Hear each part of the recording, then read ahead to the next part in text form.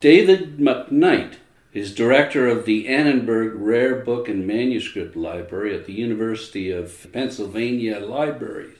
Prior to accepting the position at the University of Pennsylvania in 2006, he was director of the Rare Book and Manuscript Library and head of the Digital Collections Program at McGill University Libraries, where he worked in various roles for 15 years.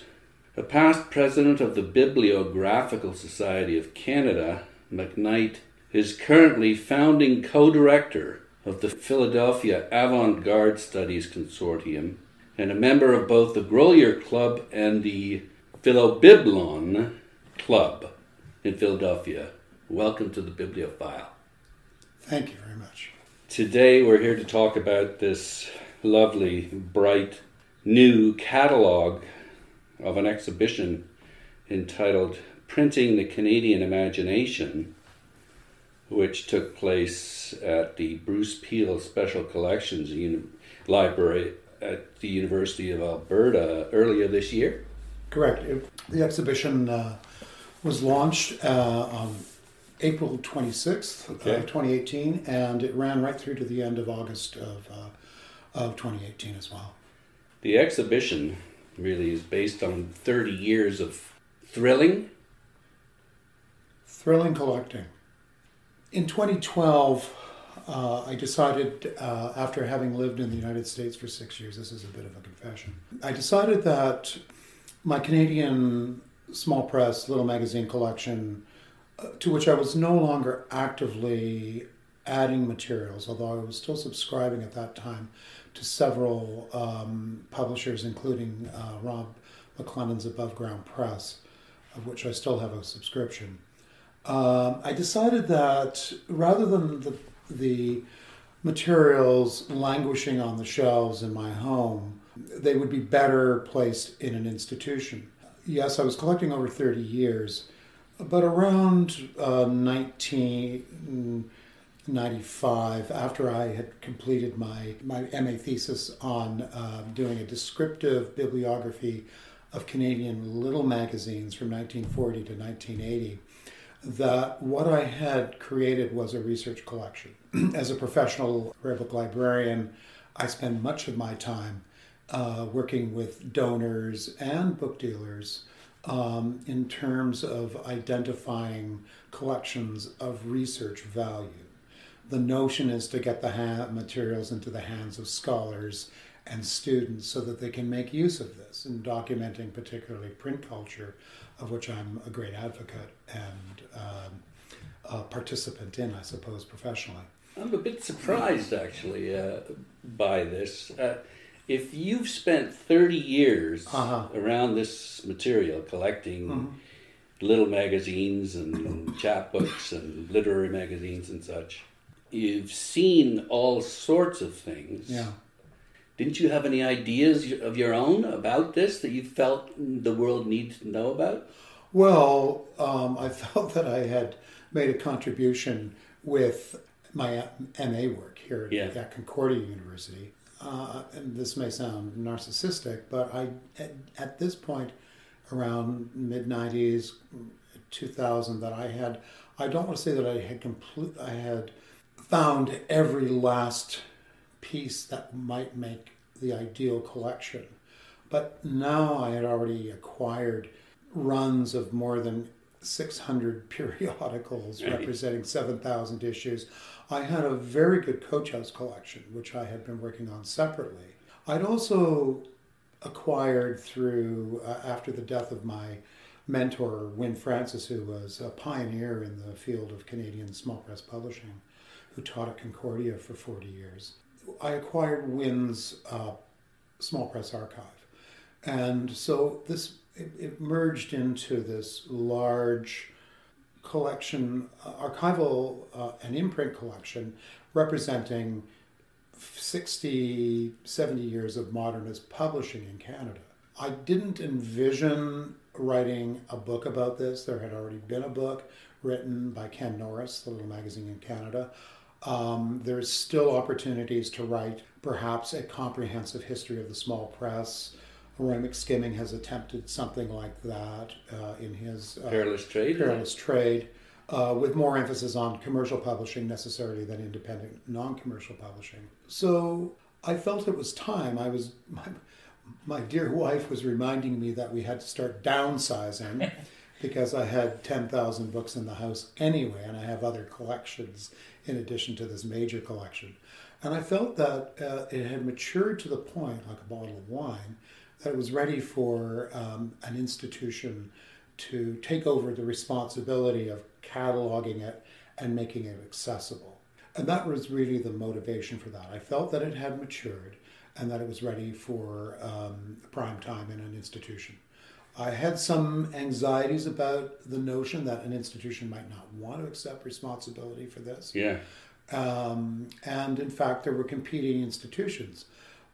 Which were they? McMaster, for example, although my colleague Carl Spadoni, former head of Rare Books at McMaster, said he'd be interested, but he had many of the imprints and some of the magazines and some of the correspondence that I had. So he didn't feel that that was the best place to place it. And I took his cue from that. I had thought about Dalhousie, which had a very good small press collection, and the University of Toronto, the Fisher Library. Yeah, I mean, they're really the premier library in Canada. They acquire. They're actually doing a great job of acquiring almost everything, right? Absolutely, and I had some brief discussions with the former acting head of the Fisher, Ann Donterman, who shared my passion for small press and little magazines. And in fact, around 2000, we had applied for a grant to create a comprehensive database of small press and little magazines. We didn't get funded, so that project went to the wayside. Now they've gone on to do other things. Carl Spadoni did a really nice website at McMaster promoting Canadian small presses and so on. And I contributed to that, actually. I wrote the entry on Contact Press. So that's just sort of sitting there, though. It's sitting died. Because it's there, but it's the classic web. It's tragic. It's the classic website story. Enthusiasm. Somebody leaves and it's abandoned, and then the next thing you know, it's deep sixed, so to speak. It's a 404 error message that you get. So in 2012, it just seemed to be the moment to make the move to find a home for the Little Magazine Small Press Collection and imprint archive. There's one glaring omission here in the list of institutions that you either approached or that expressed interest, and that's the National Library of Canada or the Librarian Archives Canada. Well, to be honest with you, I've lost confidence in the National Library of Canada, and I think many of us in the field of rare books and descriptive bibliography and the history of the book are, generally speaking, disappointed. To be honest, I spent probably the equivalent to 6 months in the stacks in the National Library around 1989. During that very generous year of time that I had to do literally site research right across the country, from Halifax to UBC, with stops along the way to look at institutional collections. Because going back to our earlier discussion about the materiality of the object and also possession, at the same time as I was acquiring, I was learning about the magazines that I didn't have, and then I would go and search for those and add them to my collection. So it was a revelatory process. But because of the disappointment, because of the wealth, on the one hand, of the collections, little magazine collection in particular, at the National Library. There is a wealth? They have a wealth of materials. It's amazing. Now, one of the unfortunate things about the National Library's collection is that in some cases, like many libraries, the institutional decision was, particularly with serials or periodicals, is to bind them so that you may lose covers, you may lose back covers, and so on and so forth, vital information. So on the one hand, for skimming through contents, I made copious notes about contents for each individual entry MA thesis. So it was a descriptive bibliography modeled on a much earlier study of the American Little Magazine done by Hoffman in 1945, the Little Magazine in America. Mm-hmm. That served as my model for my MA thesis. So it would have been great to have had the National Library accept the collection, but I felt that it was not appropriate. I'd also mention... What do you mean not appropriate? Well, I didn't want to go... The worst fear for a collector who's making a donation to a university of a major, particularly large collection is that in somehow or other you want to be able to have some assurance that the university or the institution is going to process it, make it accessible, cherish it, do an exhibition from time to time. Sometimes you can... Celebrate it. And make it accessible. And I didn't feel that, and it's particularly with the loss of 395 Wellington, that was where the original National Library of Canada was located. They're still there. It's still there, but... So here's my coup, so to speak. In 1996, I did the last major exhibition at the National Library. Yeah, Coach House. The Coach House exhibit, the New Wave Canada exhibit. And that was a thrill. And that illustrated the strength of, they had acquired the Coach House press papers, they had the Nicky Drombolis Coach House imprint collection. I mean, Nicky probably had the most comprehensive Coach House collection in Canada. He worked for the press, he dumpster dived behind the press. With his connections, he was able to get amazing things. So he was, in some sense, a model for me when I focused on Coach House, because I managed to build a pretty significant Coach House collection, which is now at Alberta. That brings us back to the exhibition that took place. But perhaps you could just detail what happened with Alberta. Why did you go there? Well, having surveyed several institutions, again, I think it's partially in this business a question of personal relationships. My colleague, Carl Spadoni, who had retired from McMaster at this point, was working as an independent consultant for the University of Alberta. I had talked to Carl over the early part of the new millennium in the 2000s. I said, Carl, I'm giving some thought now to trying to find an institution that will accept this collection. He said, well, let's talk in a few years. I had to wait 12 years for that conversation, but he said, well, I've talked to Merrill Distad, who's the Associate University Librarian for Collections, and he's very interested in the collection. So at that point, through Carl serving as the deal breaker here, the go-between, and I knew Merrill Distad independently as a member of the Bib Society of Canada, that perhaps this was the moment, especially with the sincere expression of interest in it taking on this massive collection. They agreed to send a rare book dealer down to do an evaluation. I gave them lists.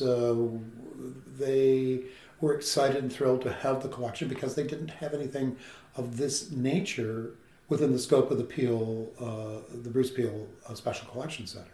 And so at that point, they had some money. They had money to. This was a pure donation. I did not sell the collection. I donated it.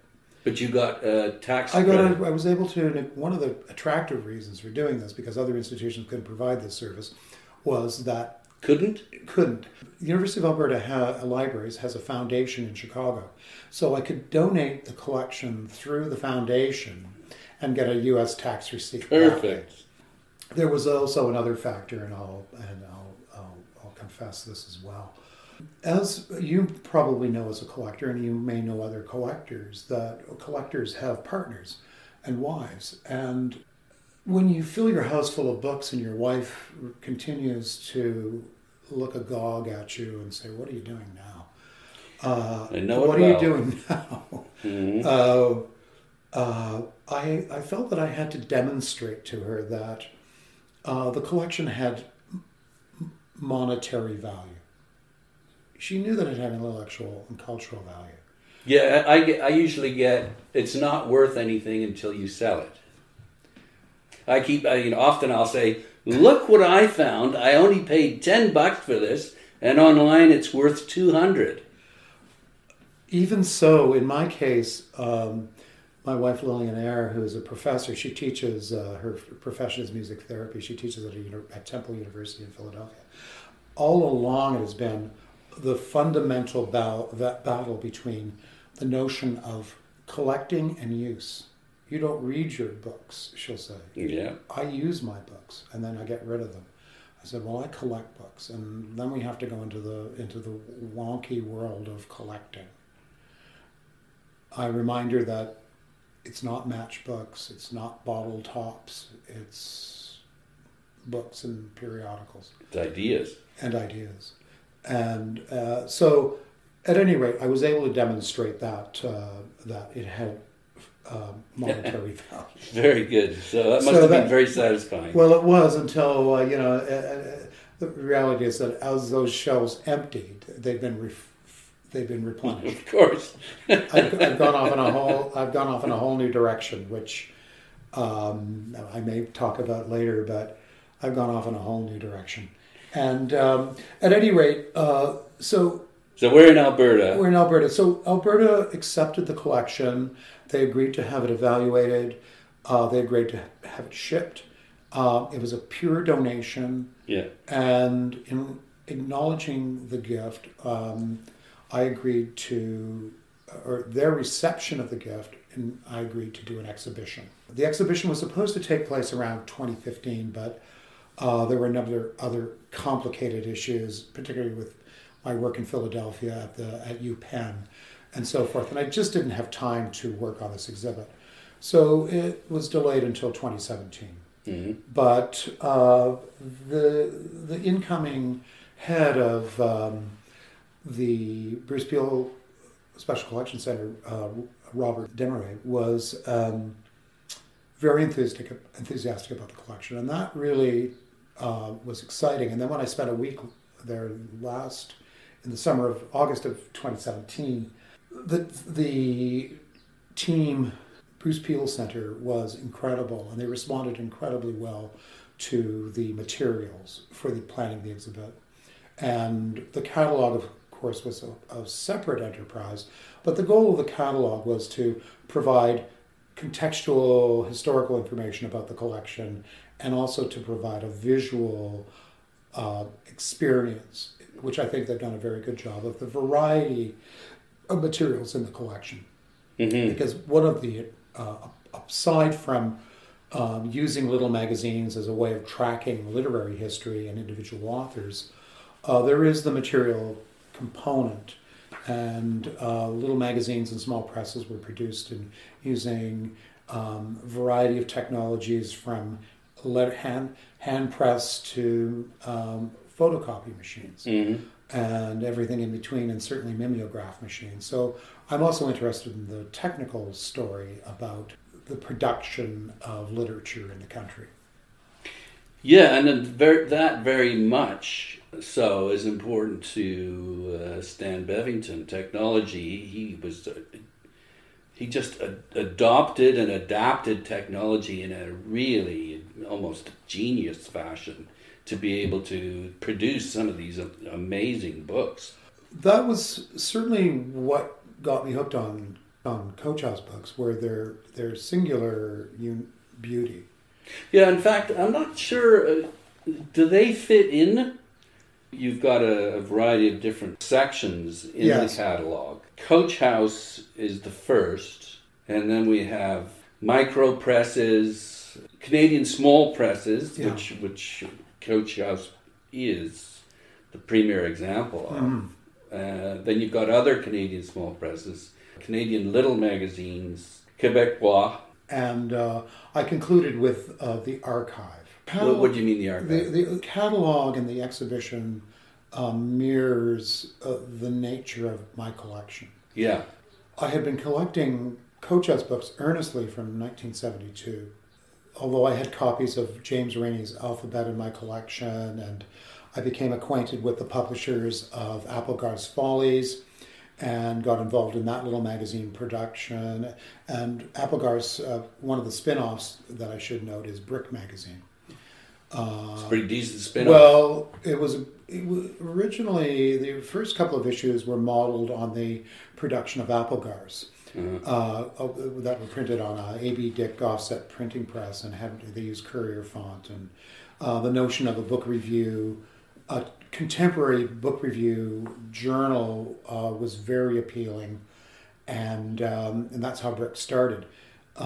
Stan, I've forgotten his last name at the moment, but not Dragland. Yeah, Stan Dragland was the editor of Brick, the original editor.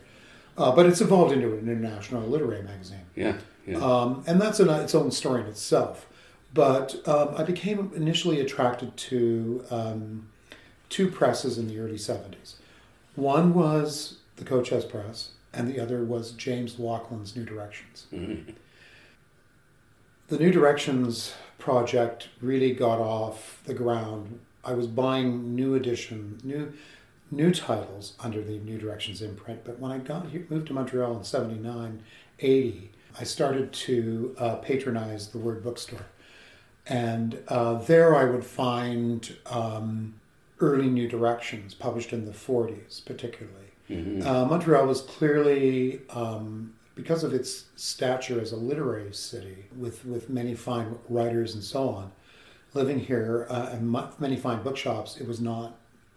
It was clear that New Directions books were being sold in the city, and now they were being offloaded as secondhand books. Mm-hmm. And I've gone on to develop a large New Directions collection at home.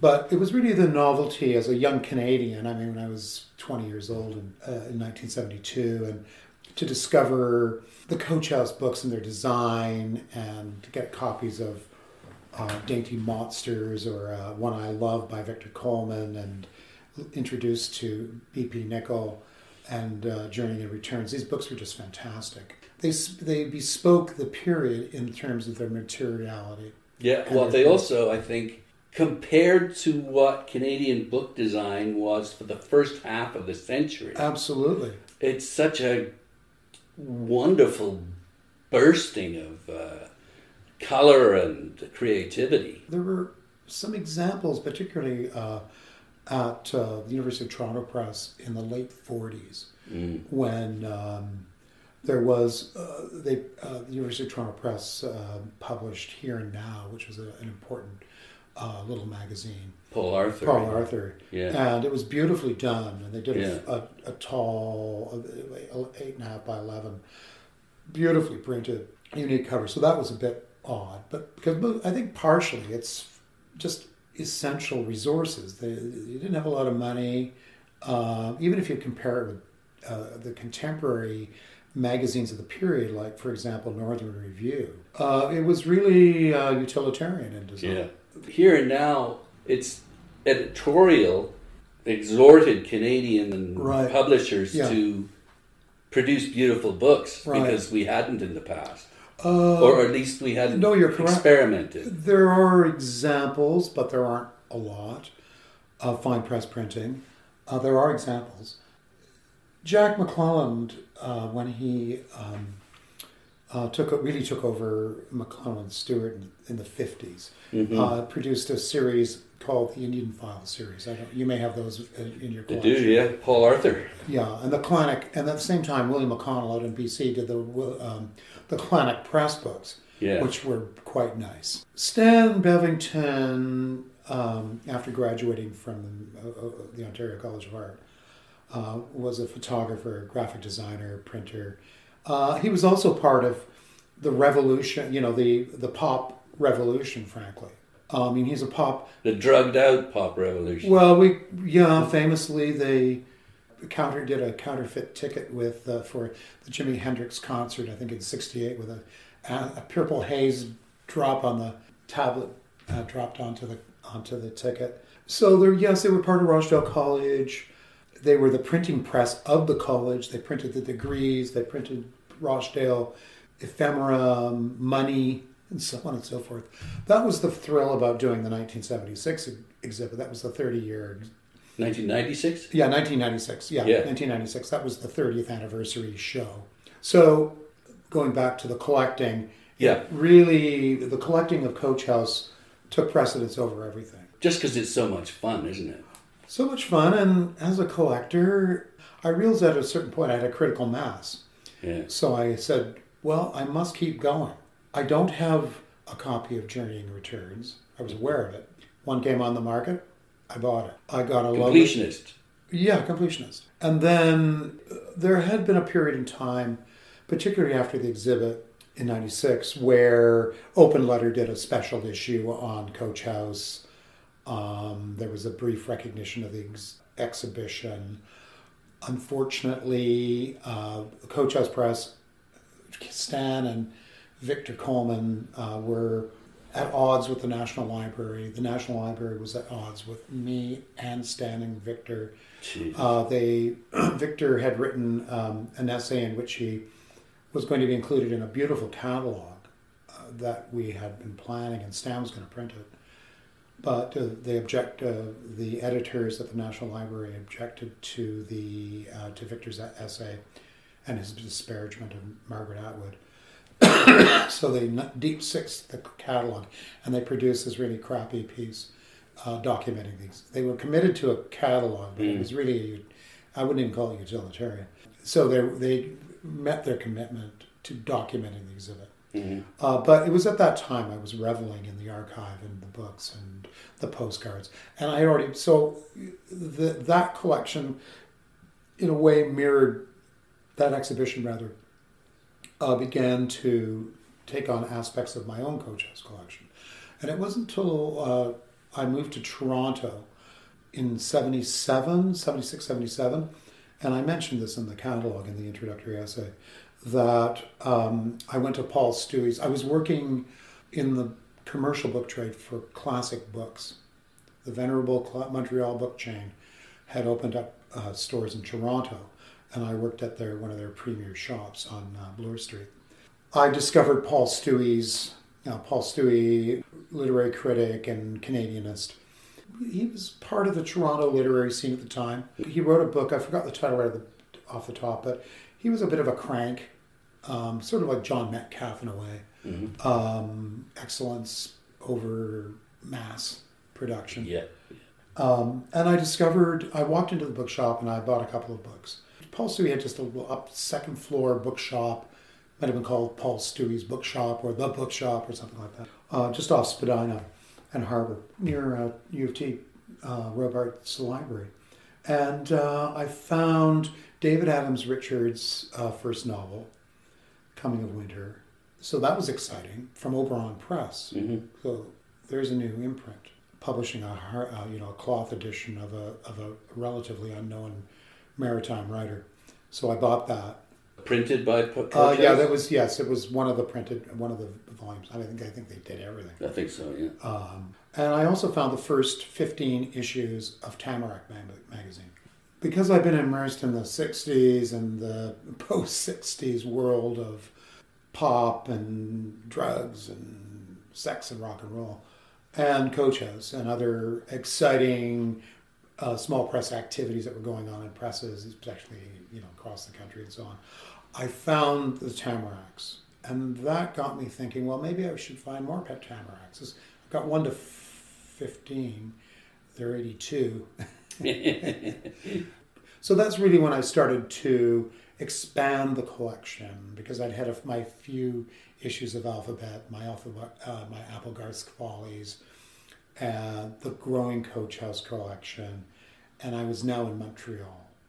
And Montreal, through bookstores like The Word, which is a unique shop in itself, became the purveyor of a lot of the small press materials, because this is what Adrian King Edwards specializes in. But then I would travel back to London, Ontario, my hometown, and wherever I went to a bookstore. I'd go to Halifax and I'd visit John Sutherland at Schooner and buy maritime stuff. And by the end of the 80s, I was doing an MA at Concordia, and I met Professor Wayne Francis, and she said, well, what are you interested in? I said, well, I collect Coach House books and little magazines. She said, well, that's interesting. why don't you think about writing a history of the little magazine in Canada? I said, well, okay, this is the late 80s. Ken Norris had already completed his dissertation with Louis Dudek, and I said, well, when I don't think it's really appropriate for, I mean, I know you don't necessarily agree with everything that Ken wrote in the book. It is a book, is it? Yeah, it is a book. Do you know what it's called? Yeah, it's called The Little Magazine Canada, Ken Norris. It's a good, still a good standard. Was it Vehicle? Vehicle, I think, published it. Okay. Yeah, he was a Vehicle author. So that's when I embarked on the serious study of the Little Magazine in Canada. I had been interested in the Little Magazine as part of my study, modernist studies. I was a huge James Joyce fan.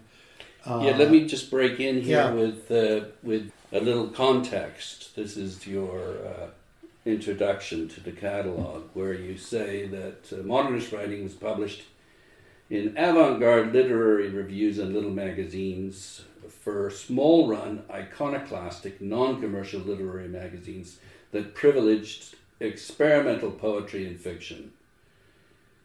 Frustrated writers established small presses, which were rooted in typographic experiment. And that's what got you excited. You were saying this is James Joyce and... well, the whole studying... to understand Canadian modernism, you have to understand modernism. It's interesting that Ulysses made its way into the United States via a little magazine. The Little Magazine. That was the Little Magazine, and I was talking a little bit earlier about my Gotham project, and Francis Stelloff, the owner of the Gotham Book Mart, used to import the sheets and bind them in New York for sale because it was censored in the U.S. and Canada up until up the 40s. But yes, the whole notion of the little magazine and modernism becomes part of the Canadian story, and it really doesn't emerge in earnest until 1940 when Preview and the John Sutherland First Statement emerge in this town. Yeah, Montreal. And that really sets the tone for the rest of the century in many respects. And the range of experimentation really doesn't emerge until the 60s. Frankly, we talked a little bit earlier about that, but in terms of the physical object, the little magazine, and even literature and small press materials, what we would call small press, there were a few small presses. And one of the first was the First Statement Press, which published, among other things, Irving Layton's first book, Raymond Sumster's first book, after 1945. And the First Statement Press was, in fact, a physical letter press that Irving Layton had acquired. And First Statement Press was down in Old Montreal. So they were evolving from the mimeograph into printing. And I think that the expectation was that through the printing press, you could create beautiful objects. And certainly an individual like James Rainey in London, Ontario, who was teaching at the University of Western Ontario, when he started his magazine Alphabet, it was with a letterpress. Now there is a whole within the nomenclature of the world of definitions. Small press can sometimes be mixed with private press.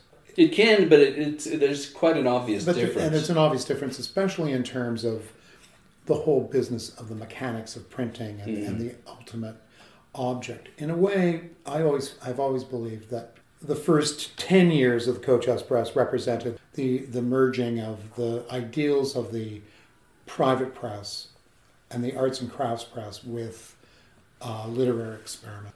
There were a few West Coast publishers who did some interesting things, but generally speaking, during that period of time, most little magazines were produced in a very economical fashion. Yeah, you can't perfect bound and so on. Yeah, and you can't say that they're not beautiful, but they're cool. They're fun to look at. Yeah, exactly. Yeah. Now, perhaps the most interesting one of the lot is the Coach House, The Ant's Forefoot, which was a tall mag. Later continued in a mag that ran for about 5-6 years called Ramparts, which was pretty interesting in a tall format. Bill Bissett did assemblages through his Blue Ointment Press, and of course, B.P. Nicol, he was the master of the micro press. He inspired a generation of young Toronto printers and poets and publishers in the 90s, and that's where the definition of the micropress goes.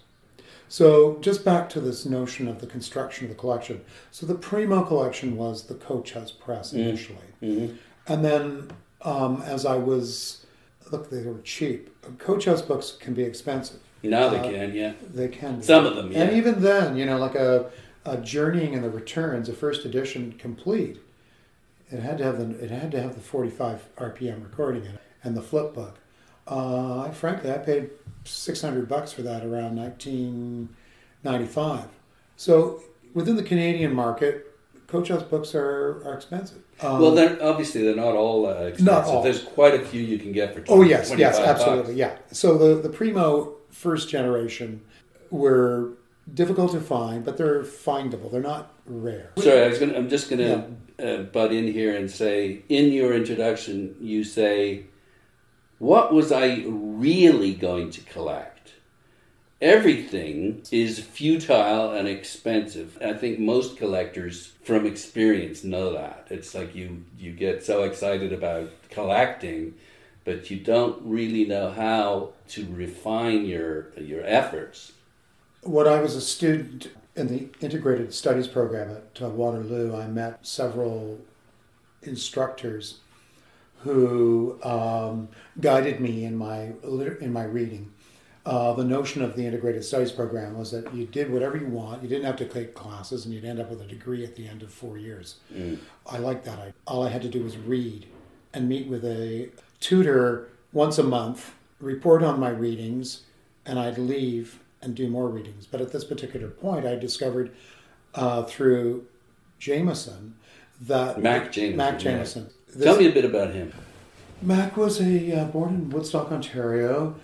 He was doing a PhD in philosophy at Western. He had ambitions of being a publisher, but he was also a chronic book collector. He and his wife, Jo Robinson. James Rainey was ready to retire the influential Alphabet magazine and press. They acquired the press, and they started out with a new vision at the beginning of the 1970s. You may recall at the beginning of the 70s, the Canadian government made a lot of money available through various youth programs to start presses. Mac created, Jill carried on the Alphabet tradition in a different way, no longer abandoning the letterpress for a offset press to produce a new magazine called Applegarth's Follies. Still regional in nature, with ambitions to publish local authors. And they eventually did this. They published about 12 books. Now, how did he influence you? Well, he influenced me partially by introducing me to the world of the small press and the production and printing of little magazines and chapbooks. But he also, as I mentioned earlier, had a house full of books. And clearly, I had some form of a gene that waited for this moment to walk into an individual's home in which every room, including the bathroom, had books. Every wall was covered. And he introduced me to the world of book collecting, the world of books themselves, because we talked about authors and philosophy. And he also, by the way, introduced me to the world of jazz. So we'd sit around and listen to Lester Young and talk about books and plans and so on and so forth for the press. And then we went our separate ways for a number of years. But it was really that moment of realizing that you could fill your house full of books. It sounds a bit weird, but I'd already started to buy books, and I had already started to collect books in a way, amassing them at that point. At Waterloo, I had this notion of going to a bookstore, buy literature. It was going to be a Renaissance, 18th century, 19th century, 20th century collection. At this particular time, I'm not thinking about first editions per se. Just a kind of a comprehensive library of the Academic best library. thought, perhaps. Exactly, an academic library, based on academic publishers, indulging in remainders, buying art books, focusing a little bit, as I said, buying Coach House books and New Directions books through through bookstores, through special orders and so on and so forth. So it really wasn't until the end of that decade, after acquiring the Tamaracks and the David Adams Richards and realizing that my Coach House collection was growing, that I began to focus on that, although I was still expanding the library in general. But what triggered the real focus was when I moved to Montreal, introduced to the Word Bookstore, started to see all this wonderful material that had been published, realizing that it wasn't that expensive at the particular time. And then later meeting Wynne Francis, and when I met Wynne, it sort of was that moment. Well, what are you? What do you do? Well, and here's how you put it. I would focus my collecting and research interests on the origins of literary modernism in Canada in the pages of little magazines and small press publications. I would refocus my limited resources in an attempt to document the history of literary experiment in Canada. So that's the focus. That's the focus at that particular time. I could have gone in the direction of Joyce, possibly, and done an MA thesis on Joyce, perhaps on other aspects of modernism, publishing. I could have done a study, I suppose, of the writings and imprints of William Carlos Williams, among others. But you know what's neat about Canada is that you can be a pioneer here. Yeah. Whereas the other ground is fairly well tilled. Well, and you also see the influence, and this emerged later, particularly with the acquisition of I had developed within the little magazines a collection based on the Tisch magazine published at UBC. I managed to find a complete run. Tisch was probably the most controversial magazine ever printed in Canada, literary magazine. Ironically, Frank Davey, one of the founding editors of Tisch, ended up at University of Western Ontario as the Carl Klink Professor of Canadian Literature. So he was a rebel in his youth, and it's the old story. Yeah. So after having amassed a large collection of Coach House books, and they were cheap, I thought it would be good to have a collection of comparative imprints produced by Coach House contemporaries. Wherever I went, I would pick up inexpensive, very inexpensive runs of small press imprints. You also, and this was listening to excellent advice given by Jack David, yes, the co-founder of ECW yes. Press, and he suggested that you focus also or include student literary magazines in your collection of little magazines. Which I did, and that's how I acquired, among other things, the run of Tisch, which was a student UBC publication. I had a complete run of Waves from York University. Interestingly enough, in that little section there, I didn't see reference to the Raven, UBC's. There was limited space in the introduction. Sure. I do have Ravens in the collection. Okay. A very lovely Robert Reed produced edition. I've got that one too. Yeah, number 7. Yeah. Yeah, it's beautiful. So yes, some Ravens.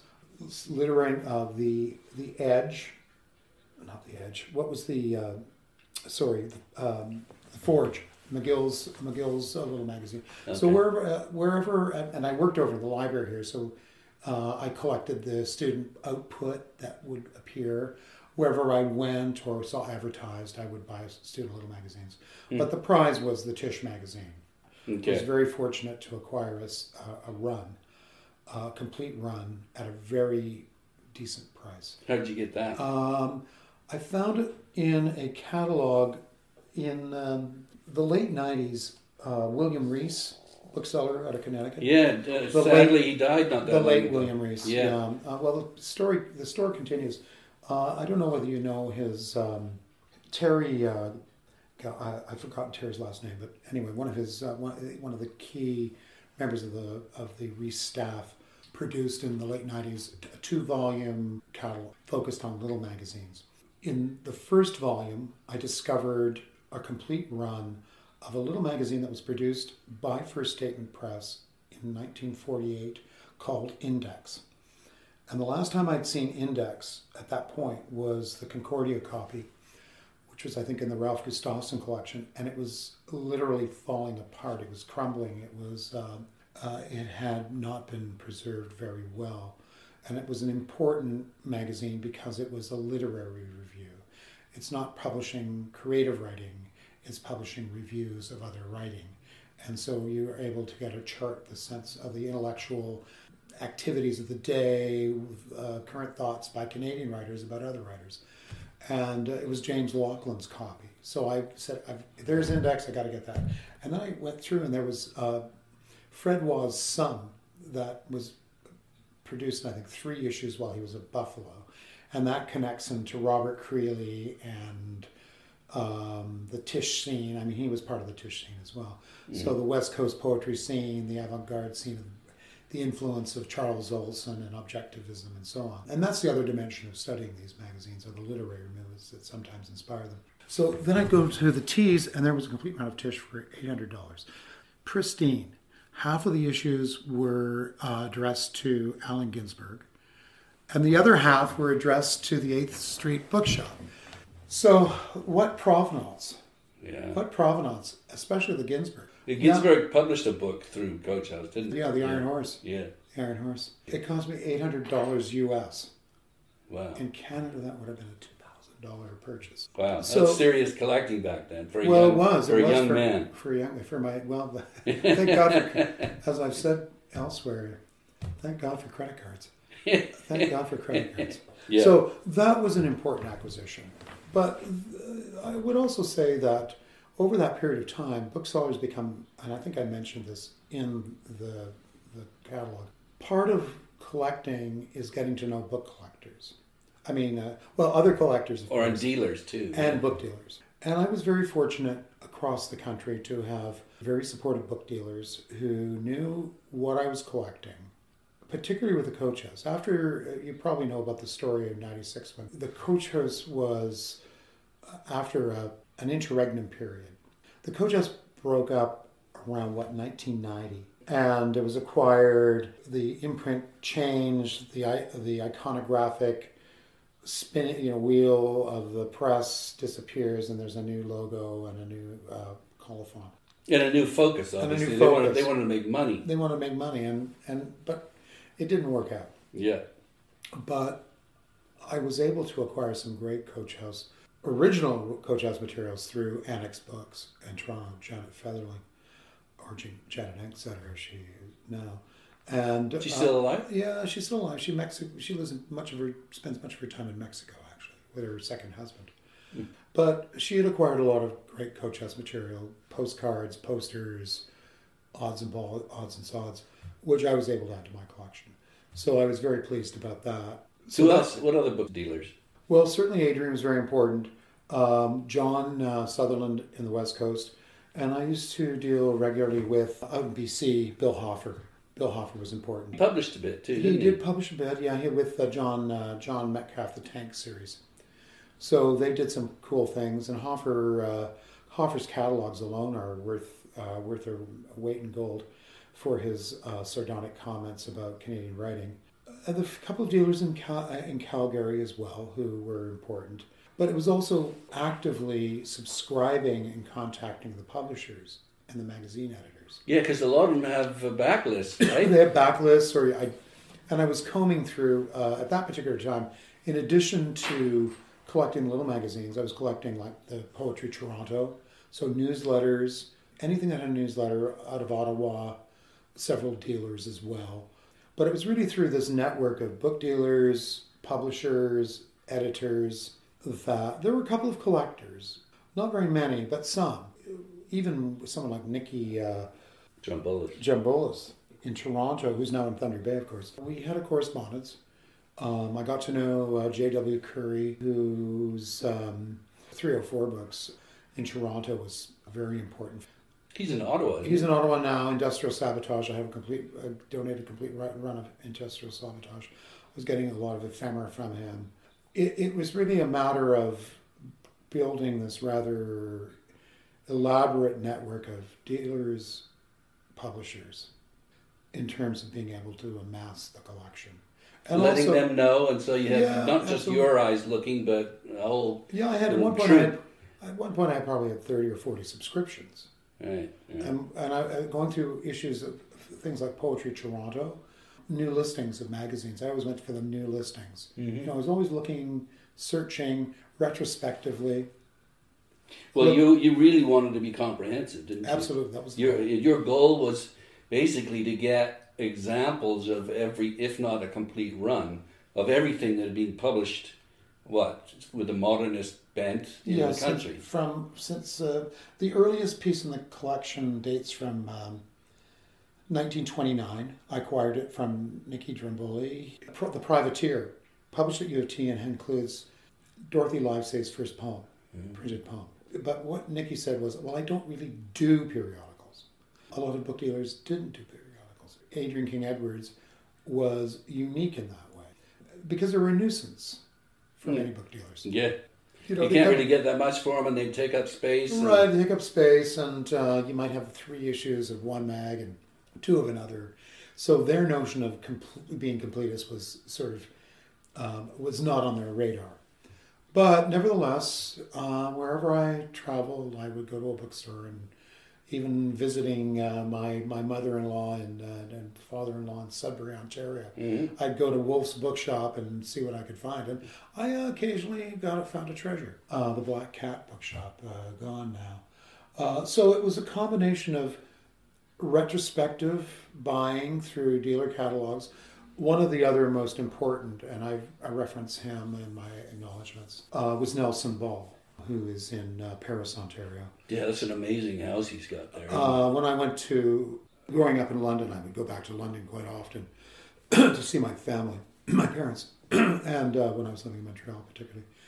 And I would always stop in Paris. And the first time I walked into the periodical vault, I almost fainted because there it was, an orgasm of sorts, I suppose, a bibliographic orgasm. Yeah. To be in a room full of all these wonderful periodicals, and they were all for sale, and I could go through them systematically. I bought and there's so many of them too, because they're like, you can get so many of them on a shelf. Absolutely. And I read that shelf, all the shelves, and I will always leave with boxes of material. But the other invaluable thing about Nelson's shop was that during the 60s, when he was actively, Volume 63, when he was at Waterloo, he did Hythed, he did Wheat Flour, he was a consummate typist, mimeograph artist in many respects, and he was married to the conceptual artist Barbara Caruso. Whose work appears on the covers. Absolutely, and who did her own. They had a separate press called Seri Press. I don't know whether you're familiar with Seri. Yeah. I acquired some very nice Seri Press materials. But Nelson invaluably produced in the 70s Canadian literary magazine catalogs. So they become archival resources of great importance. They're all out at Alberta now. So one of the things that happened, and I mentioned this, is when I met Wynne Francis, she said, well, look, why don't you work as my research assistant? I have a large archive in my home in West Montreal, and I'd like you to catalog it. So I said, great, okay, that sounds fantastic. And I lived on the cusp of NDG and near the Vendôme Metro. And it was an easy hike out to West Montreal. And I went there for the first Saturday, and it was mind-boggling. Rows of little magazines and small press materials and magazine boxes labeled with an incredible array of publications, Coach House materials, Seri Press, so on and so forth. It was an amazing archive. I wonder how she got all of that. Well, she subscribed or what? Wynne got a job teaching literature at Sir George Williams College in 1940. She was the only woman on faculty. And she was a bit of a hipster in her own way. And she got to know, because of her interest in Canadian poetry, she befriended F.R. Scott, John Sutherland, Irving Layton. She knew she knew all these folks. And she died in 2000. In fact, you dedicate the collection to her. I did dedicate it in her honor. for the principal reason of her inspiring me to go on and do that, but also because there is a chunk of the collection, or a portion of the collection, which I acquired through after her death. She bequeathed her archive to me, and that included some runs of magazines, some small press material, and archival material. And this is why I refer to in the catalog the imprint archive, because she corresponded with a number of writers during the 60s. There's great correspondence. She corresponded with George Woodcock, who founded Canadian Literature. On the West Coast. Yeah. On the West Coast. She corresponded with Dorothy Livesay and others. She corresponded with publishers and small press editors and so on. So it provides an archival dimension to the collection, in addition to my own archive, which included a lot of correspondence with booksellers and editors and historians and scholars. So it makes for a good archive. And then in addition to that, I collected ephemera, poetry reading. I managed a poetry at lunch series at McGill when I was here for 5 or 6 years. We did a poster. What year was that? We did that in the 90s. Okay, so that's post Robert Reed being here. Oh, yes. Yeah, Long after after that. Because he did some fantastic posters for McGill. Oh, yeah, and fortunately we have the archive here. That's right. It's amazing, and I know that they celebrated his centenary? His 90th birthday. 90th birthday, yes, last year, doing amazing things with his archive. He was a master printer, there's no question. Yeah. I was just going to finish with this. I asked Wynne, I said, Wynne, I know a little bit about little magazines in Canada, and I've read all your articles and stuff, because she was one of the pioneers in terms of writing about little magazines and small press in those early issues of Canadian literature. And they still stand as important benchmarks and signposts for anyone who's studying the subject. I said, Wynne, where are all your Northern reviews? Where are your previews and first statements? She said, well, I got rid of them back in the 50s. We were moving. I didn't think they were important at the time. I had them all because they were giving them to me. I said, well, that's unfortunate. And at that point, in 88 or so, I said, okay, well, I've got to really get serious now. If I'm going to do a descriptive bibliography of Canadian little magazines published since 1920, then I need to have a physical copy in my own possession. And that's really when the collecting focused. Now, I've always been all over the map anyway, but in terms of focusing on Canadian literature, I have a collection on Paris, I have a collection of New Directions books. I still have a very large collection of Canadian literature. You sound. I can relate to this completely, because I think anyone who's a collector, you can't just have one collection. I've got a ton of. Almost every couple of months, I come up with some thought. Wouldn't it be great? And you do act on it too. Absolutely. But let me just read out here. Now, this is again from the catalog. This exhibition reveals the impact of the small press movement in Canadian publishing. Not only did small presses provide a myriad of opportunities for writers to express their creative visions, but they also introduced a variety of new publishing formats. These formats transformed the traditional appearance of books and magazines into a kaleidoscopic expression of the Canadian poetic imagination during the latter half of the 20th century. Up until about, there are hints of this in the 1950s, especially with, and I think I mentioned this as well, that in 1950, Louis Dudek writes, where are the young? Où sont les jeunes? And really in the 50s, you begin to see the emergence of a new generation of Canadian poets. Phyllis Webb is beginning to make an appearance and an impact. Eli Mandel. Gail Turnbull makes an appearance from Britain. He's here. Leonard Cohen graduates from McGill in 1956, publishing Let Us Compare Mythologies. In my view, Canadian literature really doesn't take off. Modern Canadian literature does not take off until the 1960s. There's hints of it in the 50s. Contact magazine, edited by Raymond Souster. And Contact Press. And Contact Press. Contact Press was focused on publishing young Canadian writers. And the last book or item to be published by Contact was New Wave Canada. which was printed at the Coach House Press. And there was this transition from Contact to... There was, yeah. In fact, I asked Dan Bevington about that specifically, and he didn't really bite on it. He wasn't... I mean, a lot of people try and say that they sort of took up the baton from Contact, and there were some overlaps, but he wasn't that keen to go there, I don't think. I think, well, that's certainly fair enough for Stan's perspective. I think if you look at Victor Coleman's role in the project, I think he saw it a little differently. Now, one could overstate it perhaps, and it may be prosaic, but I think it was a reality. That Raymond Souster was imagining that Victor Coleman, his protege, was going to take over the mantle. And perhaps it would be the Coach House Press that would be its own vehicle. Yeah. Victor himself published Island magazine, which originally started out as Eyes, I-S. Mm. And then evolved into Island. And he printed some of those, some pretty sophisticated issues that were produced at the Coach House Press. So he was using the press. And that was the notion of, I think, why Stan might not bite on that is because, in part, when he conceived the Coach House Press, it was conceived as a community press for local artists and photographers. Yeah. Whereas Contact really was a way for Leighton and Souster and Dudek to get published themselves. Because I know Leighton particularly was concerned that he wasn't getting published by McClellan and Stewart and the big boys. Eventually he would.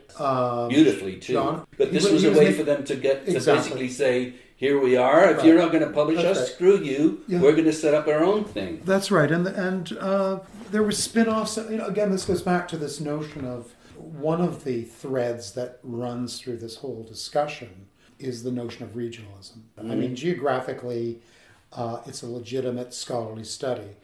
Certainly within the cultural realm, given the nature of the country. Yeah, there was a scene in Halifax and a scene in St. John. Montreal had been a literary scene since, for over 100 years. But in terms of modernism, the spark here is the McGill Fortnightly Review. Mm-hmm. And that is something that is impossible to find. McGill has an institutional copy. They've microfilmed it and it's available online. The other is the 2930 spin-off, which was called the Canadian Mercury.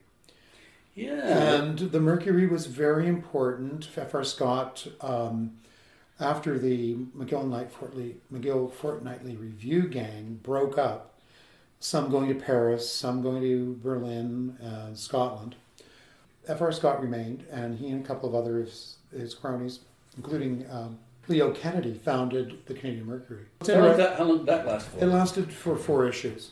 Okay. 7 issues, pardon me. Okay. 7 issues. Right. And you've got a run of that. No, it's impossible to find. You have to go to institutions. The odd one may crop up. If it did, I'd go after it now. Certainly to add to the collection. They're institutional collections. They're in institutional collections. That's why getting these things into institutions is very important. Yeah, and I don't want to go off track too much here, but one of the things that is lacking in Canada, and again, we were critical of the National Library, but that's a kind of organization that needs to foster collectors in the country and celebrate and promote, and there's just none of that. And collectors are, and you make reference to it somewhere in the catalog, about how, they're the ones that are going out and getting a lot of this raw material for the scholars, and you need to cultivate that ecosystem. We could have a separate discussion about this. Yeah, I just want to put it on the record, though. It's a concern, and it's been a concern for probably 25 years. Mm-hmm. From the trade's perspective, who are the up-and-coming young book dealers? You're right, it's an ecosystem. The bookseller needs consumers, customers, institutional and individual. One of the things that upsets me as a collector, though, is that booksellers have scoured all the bookstores out there and taken all the good stuff out, and they'll sell those at book fairs, so that us poor collectors go into all these bookstores, and there's dick all for us to to bag. Well, I don't disagree with that. I think the crux now is, I think that there's always going to be a supply chain for the objects. And of course, the whole other debate that has been going on for years is the role of the internet. Yes, and you know what? It can be fun on the internet because you can find a lot of stuff there that the sellers don't know what they've got. And although they might be overpricing it to start with, if they can't move it for years at a time, they will bring their price down. And there's eBay. We, institutionally, we shop on eBay. Mm-hmm. You never know what you're going to find. Yeah. Yeah, and it can be very exciting, yeah. We're also dealing with a generation of, let's speak of millennials. There has to be some kind of a connection to the book. I referenced my grandfather in the catalog, or I did in one of versions of a text I wrote, because when I was 10 years old, I had a model. My grandfather, who was a Brit, would wear his tea jacket on Sundays and smoke his pipe and read books. And lo and behold, I have his copy of a Robert Frost volume that my aunt gave to my grandfather for Christmas one year. And I cherished that as a kind of totem of his interest in the book. He legitimized it, having a book, because I grew up in a WASP family, and you weren't supposed to read on Sundays, and if you were caught reading, you were yelled at, and so on and so forth. So it's this notion of the temptation, right? If you're saying no, I'm saying how. How can I get access to that? So that was a seed that was planted many years ago. But I think, collecting art or collecting rare books or even just acquiring books is a different challenge, despite the fact that it looks like independent bookstores are thriving again, and Amazon is making its gazillions every year, and so on and so forth. Indigo is still apparently down the road here, and Paragraph, and I was surprised to see even locally Ulysses travel book shop still surviving. And even Mr. George's shop down on, I don't know whether you're a regular of Mr. George, and on St. Catherine Street West. He was one of the consummate booksellers here in town in the 80s.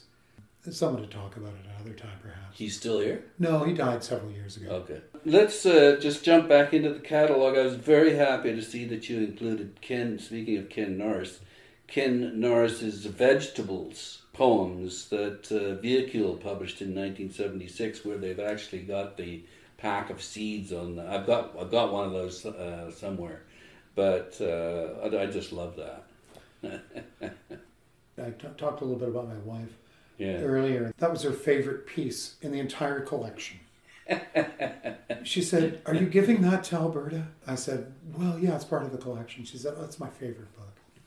Well, it was charming, but it was part of the view. And, that goes back to some of our earlier discussion about Coach-House vis-a-vis Contact and Stan's perspective on what the purpose of the Coach-House Press was. And it wasn't necessarily the bridge between Contact and the future. But, Montreal had its own, during the 60s, again, this is one of the beauty of the little magazine, is that you can chart the local literary scene in many ways through the little magazines. And, Montreal is well represented, particularly in the 60s.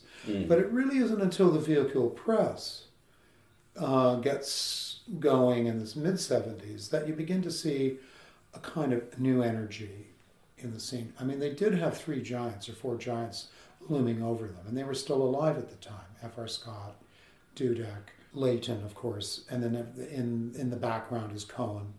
Hugh McLennan's still alive. Not that he had any direct impact on modernism per se, and the modernist model. Although in his first 2 novels that he wrote, which were unpublished, he actually set them in Europe, and they are in his first unpublished novel. He actually experimented with a stream of consciousness. So he was like that generation here experimenting. But he had other ambitions and went elsewhere. But, Vehicle Press got things going. George Bowring was here in the late 80s, 60s rather. He was here in the late 60s teaching at Concordia as a visiting writer, and he had an influence. So he's bringing the West Coast influence into town, and so on and so forth. He published several. He started his little magazine Imago here. So the mags are a way of taking the temperature and assessing what's going on at any given particular time, especially in a city like Montreal. Mm-hmm. But Véhicule emerged as a gallery space. It's a literary imprint. So just to weave back to your question about Coach House and the small press collection and the micro presses, I focused on those as a comparison to what the Coach House was doing. If I was making the claim that the Coach House is the most important literary press in Canada in the post-60s, they're still around and they're still winning awards. The books are less interesting, perhaps, in terms of their design, but they'd already moved into that perfect bound model in the 70s, so It's nothing new. Literary magazines went through the same evolution. Initially, you might get a mimeograph, but soon enough, they were perfect bound. So I collected Véhicule, and I collected, as again, representative examples to compare with Coach House. You know what's interesting is, first of all, most, and a lot of it is poetry, most poetry is no good. 95% of it is no good. What I think is so interesting is the look and the format, which is what you focused on. Most of this stuff is not really that good, I would suggest. But then again, that's not the criticism of what they published. That's just the case with all literature. But I think you focused on something, and I love it too, that really is fascinating, and that really is, I don't want to say first rate, but it's especially Coach House. It's just so creative and fun and I think valuable. I agree with you wholeheartedly about the notion of. Often the question is, well, what is the value of the little magazine in particular? I think it's not a question of, as you're right, it's not at the individual moment. It's the critical mass. It's the story, the narrative of the format and the genre over a period of time. Now, there are different schools of study. In Canada, there is a society dedicated to the study of the Victorian periodical. There are scholarly periodicals that focus on periodical publishing and journal publishing and scholarly publishing and periodicals of the 18th century and so on.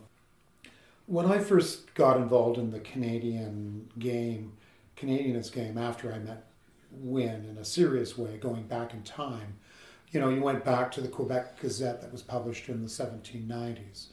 The history of the magazine in Canada and its evolution, because it's not, the little magazine in terms of literature and art is one small dimension of a multi-dimensional industry that has been active for a couple of hundred years. Mm-hmm. So we're not even talking about commercial magazines that may have included literature, pardon me, that included short stories. I mean, that's a whole other story. Commercial magazines and literature and the publication of authors and promoting authors. Weekend magazine always had a short story, for example. So this is not unusual. It's really with a focus on individuals who are energized to print their own stuff. Right. Because a non-commercial publisher or magazine says no. And where once upon or a commercial magazine says no. Yeah, a commercial magazine, I meant. And of course there are fewer and fewer of them on the market now. Mm-hmm. Once upon a time there were Saturday Night and a whole range of publications. Mm-hmm. Newspapers would have a weekend section where there might be something in literature. I have one of the beauties of the Wynne Francis archive is the clipping collection. Clippings of newspaper articles from the Star and talking about literature, actively talking about the poetry scene in any given city. But it's interesting. It is a function of technology in a sense, because it became easier for individuals to produce this stuff.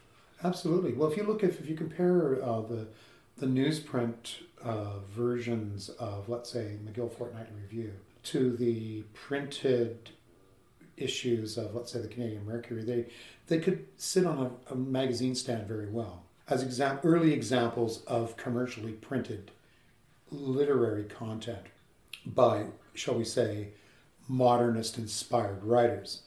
But with Preview and Northern Review, they are mimeograph magazines. Yeah. And they start out as mimeos. And that gets them into that whole 40s mimeo revolution spirit.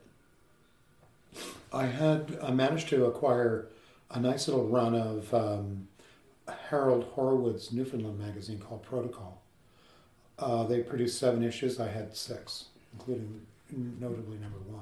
They were printed in Newfoundland. They weren't handmade, so to speak. They were not mimeographed. They weren't stenciled and mimeographed. It was offset. So there's offset printing. So there are different models, but offset becomes inexpensive. Yeah. Mimeography is inexpensive. For someone like Bill Bissett in the 60s, creating a mimeograph assemblage of Blue Ointment magazine was both, cut-ups and cutouts and all kinds of crazy things were going on. So that becomes an art form in itself. Ant's Forefoot, later printed in the late 60s by Coaches, is just an eloquent example of pushing the envelope. And sometimes magazines were enveloped. I've got examples of stuffed envelopes that were kind of cool. What about Quebecois magazines? Well, the problem in Canada is that on the one hand you can live in an Anglophone bubble and you can live in a Francophone bubble, or maybe you can live in a middle bubble, I'm not sure. But it seemed to me, if I was going to call this a Canadian literary magazine collection, I had to include Francophone magazines. I had magazines published here in Montreal, and certainly Matrix from Lennoxville, Bishops, and other examples of Anglophone mags. So one day I was on St. Laurent visiting Giacomo Falcone, who ran Giacomo Falcone Books. He moved his business to Stansted years ago, but in those days he had a studio on St. Laurent at Prince Arthur. One day I walked in and I saw this elegant collection of complete run of a magazine published in the mid-40s by Fides called Gant de Ciel, which was a title that they took from Cocteau, Jean Cocteau. And that was really my first foray into buying retrospectively an important run of Francophone magazines. And from there, from the 50s, there was Liberté, and I amassed a complete set of a run of Liberté. In the 60s, Belle de Jour, the more revolutionary, because we're in the midst of the Quebecois Revolution, the beginnings of the Revolution, Parti Pris, the political mag, I had issues of that. And what about Emery? Emery was... Gilles Vignon. Gilles Vignon, I had, there were only several issues of that, but I managed to find those. So that took me into the Francophone book dealer's world. Yeah. Was it harder to find the French stuff than it was to find the English stuff, or was it easier? Well, again, the same business model. They're not... A complete run of Emery was, I should say, Gant de Ciel was probably an unusual moment. What do you mean? Well, in the sense of a book dealer actually putting out on the shelf this collection. I think he had it actually under glass. I said, I like that. Okay, in other words, it was just good fortune that you happened to have it. Yeah. Richard Gingras, who ran a bookshop in the Chercheur de Trésors bookshop in East Montreal, in the late 90s, published a oddball little magazine called Stay Caché. I don't know whether you've seen this or not. Worth looking for. So there was a Richard, a bookseller. Why is it worth looking for? Because it's, again, a register of what was going on in terms of avant-garde poetry publishing in Quebec, particularly Montreal, from the Francophone perspective. Yeah. I bought college mags. Was the art different, better, same? Expressions of, I think what I would say is, in terms of production, they were often published by publishers. They were sort of a publisher. That's right. Yeah. Certainly Fides and so on. College magazines I collected. There was a great Lettres Québécois. Again, going back to the foundation of the collections. Liberté was an important register of aesthetic and political thinking going Lettres Québécois, which came a little later. I don't know whether you're familiar with Lettres Québécois. No. It was active for about 10 years. And it was a literary digest of literary life in Quebec, covering commercial publishers, poetry publishing, and so on and so forth. What about Cité Libre? Cité Libre, I had issues of Cité Libre. It was very important. The original run, and then I bought copies of the reissued Cité Libre from 10, 15 years ago, maybe longer, 20 years ago. So yes, documenting cultural periodicals as well were part of this collection as well, because it sort of expanded out to include. I had a complete run of Books in Canada. Why is it important? Because Books in Canada was reviewing small press titles. In the issues you would find small press advertisements. So if you're doing bibliographic work and you're charting what's being published, because some of this material doesn't make its way into the National Library, the National Library being a copyright library, you had to send 2 copies of your book or your magazine if you want to get copyright. Not everyone subscribed to that. And so, you can't just go into Amicus, the online catalog, and necessarily find particular titles because they were never either acquired or were they copyright titles. So there's the whole bibliographic enterprise, which is to, as best as possible, document what was published. And that was one of the underlying premises of my whole project. Collecting to provide a physical example for a intended bibliography. Just in closing, as a collector, the big part of it is the hunt, the fun of finding a physical object. But once you've sort of gotten to a critical mass, I think every collector would love to have an institution take their collection. Yeah. Because they think it's valuable. And yet there doesn't seem... Maybe you could just comment on the difficulty of doing that and what the collector should do, especially in Canada. If I had not been able to secure an institution to acquire the collection, I would have contacted Adrian King Edwards at the Word Bookshop in Montreal and said, Adrian, I have some really nice pieces I would like to sell, because as a professional I'm going to say, well, he probably won't be interested in issue number 1 of such. But if I said I have a complete run of Tisch that was once belonged to Allen Ginsberg and the 8th Street Bookshop, are you interested?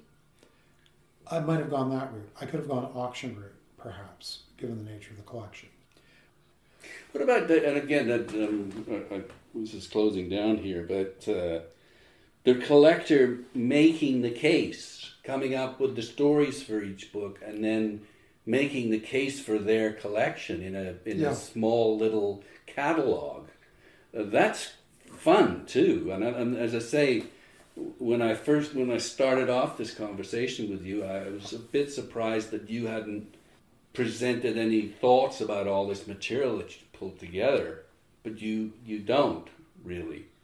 It's here's the material, let the scholars do the work. I'm saying if the collector does a bit of thinking about it and puts that down and sells their collection because of these particular points, that might help them do something with it. Just in terms of my collection, I drafted a 6-pager, 7-pager for Merrill, describing the collection. And this is the person that acquired it. Acquired it. But my presumption, there was such a mass of material. To be honest, the other aspect of this is that I really had felt that I'd completed the collection, that intellectually I was no longer interested in the subject. You move out of the country for 10 years. Yeah. And your interest shifts and so on. No, true enough. But as I say, you must have had some thoughts about what you put together. Oh, of course, and I still do. And I know that the collection, and I'm hoping to get back out to Alberta to work on aspects of the collection. And I have a project based on the Canadian Mercury itself. that I mentioned before, and the McGill group. I'm working on a book about that period, from 1927 to 1932. But do you have, just to finish off, Mm-hmm. what are your thoughts about this collection? Like, not the fact that it's valuable, it is, obviously, but what did you see? Did you see anything that was interesting? When I first started to collect, Canadian little magazines in particular, the Coach House Press, for me, from a book collector's perspective, what I was trying to do was capture through the Coach House books the spirit of the age, to use that phrase. I was a student. I was not to put too fine a point on it, I certainly adopted the philosophy of the hippie, the artist, the creator. I had hopes of being a poet. I wanted to do wild and crazy things. I was responding to the wild and crazy things that were going on in London, Ontario at the time. Jack Chambers, Greg Curnow, the Nile Spizem Band, and all sorts of things that were going on in London. So I was interested in the other, the different, the new, the mod. I was smitten on November 9th, 1964 by the Beatles. I followed the Beatles as they evolved and transformed youth culture in the 60s, and I was part of that transformation. And I think at that time, a Kelmscott book would not have resonated, although I did live in England for a year in 71, 72, and I did pay my pilgrimage to the British Museum and the British Library, and I was overawed by all those wonderful manuscripts and so on and so forth of Shelley and Keats. So there was an aesthetic response to the Coach House Press that was also emotional in a sense, I suppose, just bonding with it and just getting a thrill from it. With the little magazines, that became more of a project to understand the history of modernism in Canada. What was happening with the Coach House was what was happening now. The little magazines that I discovered, and even the magazine like, I mentioned a couple of times, Alphabet, spoke about London, Ontario in 1959, 60 through to 68. And told an amazing story and introduced me to some great writers and the format of the magazine, the printing press.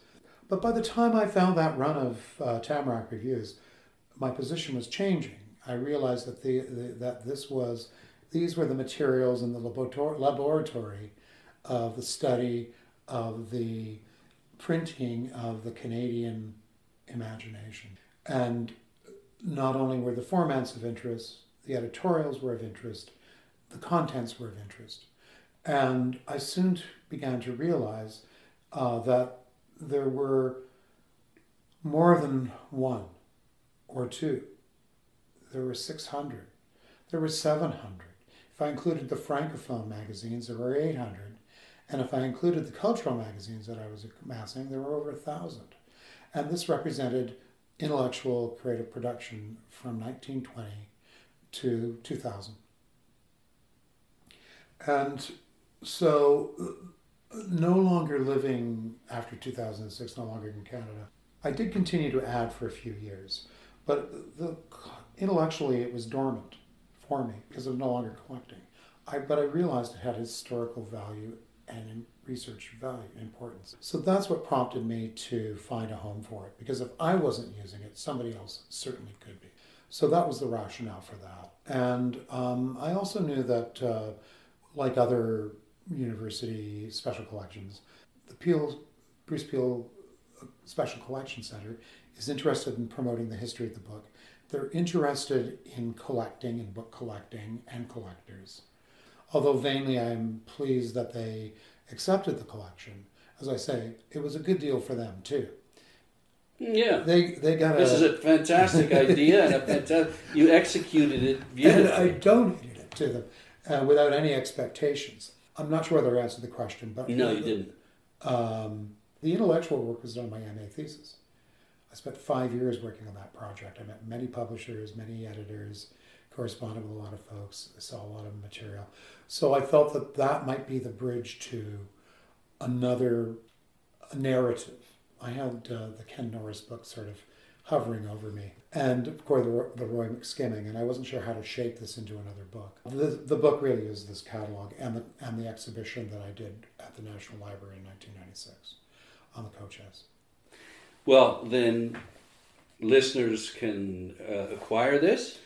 Available through the University of Alberta Press. They can get the Norris. You can Yes. still find that catalog online that you produced for that exhibition. There's some of them around. There are some copies of there are extant copies of New Wave Canada, small press in Canada, Coach House Press and small press in Canada from 1940 to 1968 or something like that. And they can go to Calgary. They can visit the collection and use the collection in Calgary. And Absolutely. check out, look at, and they can examine, photograph. Photograph, examine. Catalog gives a good overview of the contents. The good news is that the collection has been processed and cataloged at Alberta, and it's now possible to actually do an online search and say, well, I'm interested in looking at above ground press. Yeah. I'm interested in looking at the McKnight Coach House collection or something like that. So you could bring up swaths of material or the Gant de Ciel. What do you get? You just get a record of it. Get a record and then you go and you contact the library and they'll fetch it for you. I see. Okay. Fetch it for you. Just finally, you mentioned that you're working on another project right now. Maybe you could just fill us in on that. Yeah. In 2008, the University of Pennsylvania acquired the contents of the Gotham Book Mart as it was in 2005. And we've spent 10 years processing the collection. Interestingly, one of my projects was to ascertain how much Canadian content was actually being sold, how many Canadian books and magazines were being sold through the bookstore. And it wasn't as many as I had hoped and expected, but nevertheless, there's traces. And so in February, I'm launching my next exhibit entitled Wise Men Fished Here, Centennial Exhibition in honor of the Gotham Book Mart 1920-2020. I've identified 300 pieces out of 200,000 pieces to put on exhibition. And the exhibition narrates the history of the store from 1920 to its closure. And there'll be a catalog? There is a catalog in the works. Right. The exhibition will be taking place in the Schoenberg Center for Special Collections, Rare Books and Manuscripts at the University of Pennsylvania. And that's in Philadelphia? Right, Philadelphia, and it will run from February 18th to May 31st. And associated with it is a conference entitled Modernism, Materiality and Meaning, which attempts to address some of the discussion we've had today about the physical objects, the materiality of how it was printed, how it was bound, typesetting, typography, and what does that all mean in terms of the final product, in terms of literary meaning, history of the book and its meaning and the materiality of the object. So, okay, and that's where we'll be able to get the answer then. I'll have an answer at that time. Well, thank you so much for talking to me today. It was a great pleasure. Thank you very much, Nigel. I've been speaking with David McKnight, who is the director of the Annenberg Rare Book and Manuscript Library at the University of Pennsylvania Libraries in Philadelphia. Thanks again. Thank you very much.